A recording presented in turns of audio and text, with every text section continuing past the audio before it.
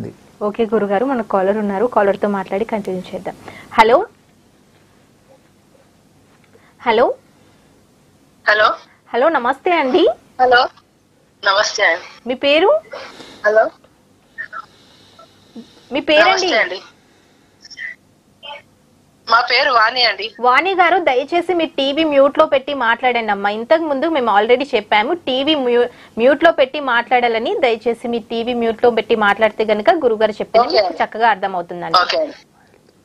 Okay అండి, ఎవరి గురించి తెలుసుకోవాలనుకుంటున్నారండి మీరు?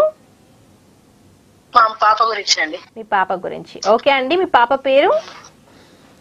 మౌనిక అండి. మౌనిక. పుట్టిన తేదీ అండి? నవంబర్ 20 తారీఖు, నవంబర్ 1997. 1997. మార్నింగ్ 7:10. మార్నింగ్ 7:10 కి. ఎక్కడ జన్మించారమ్మా మీ అబ్బాయి? ఇక్కడనే హైదరాబాద్ లో. అమ్మాయి హైదరాబాద్. ఓకే అండి, గురుగారు ఉన్నారు, మాట్లాడండి. సాయిరామ్ అమ్మా. నమస్కారం. సాయిరామ్ అమ్మా, ఈశ్వరానుగ్రహ ఫలసిద్ధిరస్తు. ఒక్కసారి సమయం చెప్పండి అమ్మా, మీ పాప ఏ సమయంలో పుట్టారు?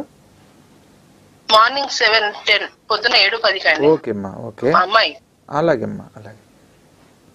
ఈ పాప జన్మ నక్షత్రం ప్రకారం చిత్తా నక్షత్రం మొదటి పాదం కన్యా రాశిలో బుధవారం నాడు జన్మించారమ్మా, అవునా? బుధవారం కాదండి, గురువారం గురుగారు.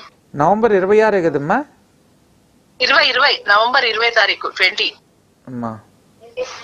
97. అలాగే అమ్మా, పుష్యమి నక్షత్రం గురువారం రోజు పుట్టారు, కర్కాటక రాశి, షష్ఠీ తిథి.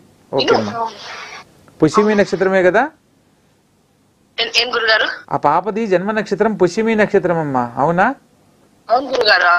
అయితే అమ్మా, ఈ పాప జాతకంలో మంచి అదృష్ట జాతకురాలు అని చెప్పవచ్చు. ఎందుకంటే మీకు ఒకవేళ కళ్యాణం ఆలస్యమైందని మీకు అనిపించవచ్చు, కానీ గురువారం నాడు పుష్యమి నక్షత్రం వస్తే దాన్ని గురు పుష్యమి యోగం అంటారు. ఆదివారం నాడు పుష్యమి యోగం కనుక వచ్చినట్లే, పుష్యమి నక్షత్రం కనుక ఉన్నట్లయితే దాన్ని రవి పుష్యమి యోగం అంటారు.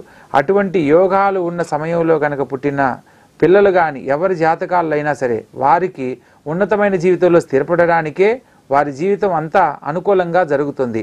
మీరు కళ్యాణానికి సంబంధించి ఎటువంటి నిర్ణయాలు తీసుకున్నా అనుకూలమైన సంబంధం రావడానికే ఈ యొక్క ఆలస్యం జరుగుతుందనేది భావించాలి.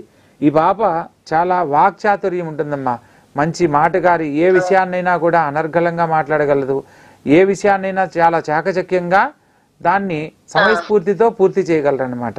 అదేవిధంగా లగ్నాతు ధనస్థానంలో శుక్రుడు పాపగ్రహమైన కుజుడితో కలవడం వల్ల వివాహం త్వరగా అయితే కొన్ని మాట పట్టింపులు, వారిద్దరి మధ్య చిన్న చిన్న సమస్యలు ఎదుర్కొనే అవకాశం ఉంది. కాబట్టి ఆ కళ్యాణం అనేది ఆలస్యం అవుతూ ఉందమ్మా.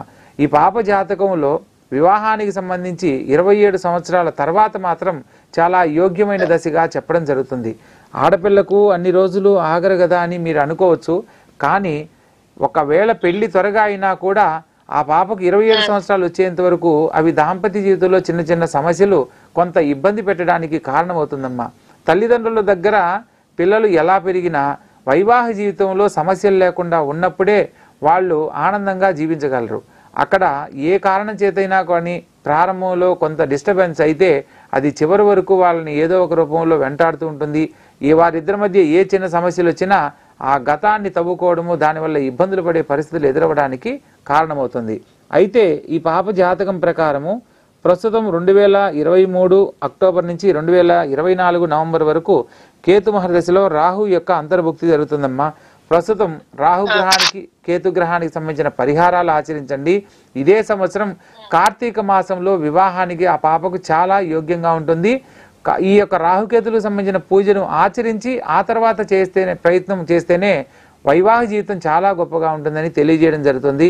మీకు ఏదైనా సందేహం ఉన్నట్లయితే కింద స్క్రోల్ అవుతున్న నా నెంబర్కు నేరుగా కాల్ చేసి తెలుసుకునే ప్రయత్నం చేయండి, తప్పకుండా వివరంగా తెలియజేస్తాను.